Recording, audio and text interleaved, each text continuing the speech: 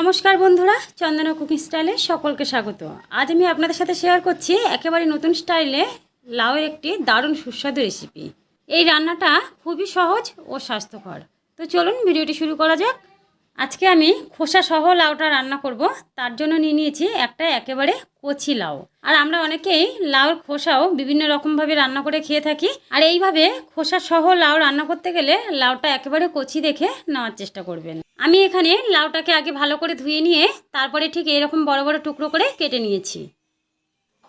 এবার এখানে কড়াই গরম করে তার মধ্যে দিয়ে দিচ্ছি 3 টেবিল চামচ সরষের তেল। তেলটা একটু গরম হয়ে গেলে এর মধ্যে ভেজে নিচ্ছি 50 গ্রাম ডালের বড়ি। বন্ধুরা, লাউয়ের খোসা ছাড়িয়ে ছোটো ছোটো টুকরো করে কাটতে যদি ঝামেলা মনে হয়, তখন এইভাবে খোসা সহ বড় বড় টুকরো করে কেটে এই রেসিপিটি বানিয়ে নিতে পারেন। এখন ডালের বড়িগুলো ভেজে নেওয়া হয়ে গেছে, এবার তুলে নিচ্ছি। এখন কড়াইয়ের মধ্যে দিয়ে দিলাম আরও 1.5 টেবিল চামচ সরষের তেল। দিয়ে দিচ্ছি একটা তেজপাতা ফোড়ন, আর দিচ্ছি 1/2 চামচ 5 ফোড়ন। এখন ফোড়নটাকে একটু ভেজে নিচ্ছি। এবার এর মধ্যে দিয়ে দিচ্ছি আলু। এখানে আমি একটা বড় সাইজের আলুকে ঠিক এরকম ডুমু ডুমু করে কেটে নিয়েছি। এখন আলুটাকে একটু ভেজে নিচ্ছি।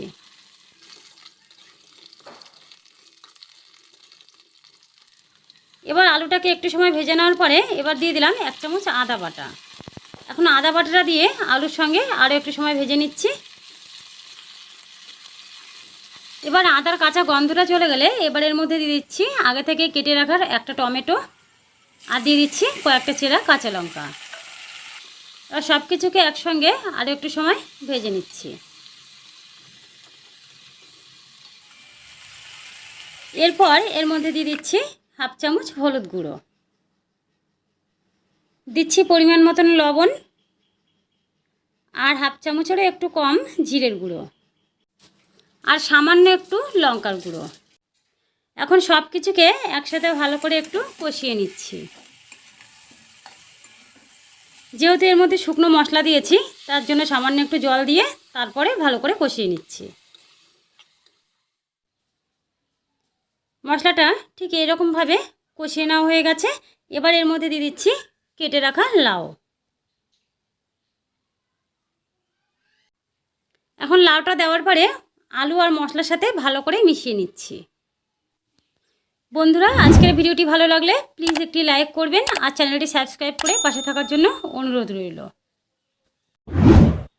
এখন লাউয়ের সাথে মশলাটা খুব ভালো করে মিশিয়ে নেওয়া হয়ে গেছে। এবার ঢাকা দিয়ে গ্যাসের আঁচটা কমিয়ে দিয়ে 5 মিনিট মতন রান্না করব।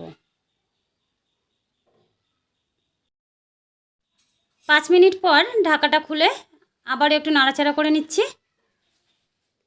আর এখন দেখুন লাউয়ের থেকে জল ছাড়তে শুরু করেছে, আর লাউটা সামান্য একটু সেদ্ধও হয়ে গেছে। এবার এর মধ্যে দিয়ে দিচ্ছি জল। আমি এখানে 1 কাপ পরিমাণ জল দিচ্ছি। এখন জলটা দিয়ে সব কিছু ভালো করে মিশিয়ে নিচ্ছি। এবার এর মধ্যে দিয়ে দিচ্ছি ভেজে রাখা ডালের বড়ি। ডালের বড়িটা দিয়ে আবারও ঢাকা দিয়ে কিছুক্ষণ রান্না করছি। একটু সময় পরে ঢাকাটা খুলে আবারও ভালো করে নাড়াচাড়া করে মিশিয়ে নিচ্ছি। আর এখন দেখুন খোসা সহ লাউটা কিন্তু খুব ভালোভাবে সেদ্ধ হয়ে গেছে, আর ডালের বড়িগুলো ভেঙে যাচ্ছে। আর এই রান্নাটায় ডালের বড়িগুলো একটু ভালো করে ভেঙেই দেবো, এতে করে বড়িটা গ্রেভির সাথে ভালো করে মিশে যাবে আর খেতেও ভালো লাগবে।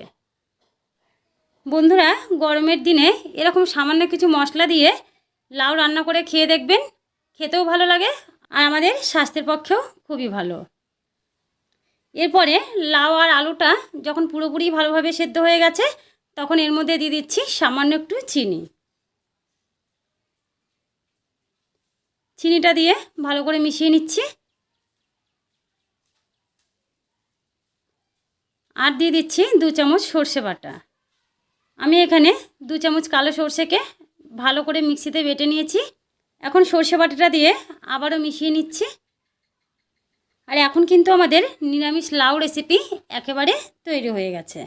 বন্ধুরা, লাউ তো অনেক রকমভাবে খেয়েছেন, একবার এই পদ্ধতিতে রান্না করে দেখুন, আশা করছি খুবই ভালো লাগবে। আর শুধু ভাত নয়, রুটির সাথেও এই রেসিপিটি পরিবেশন করতে পারেন।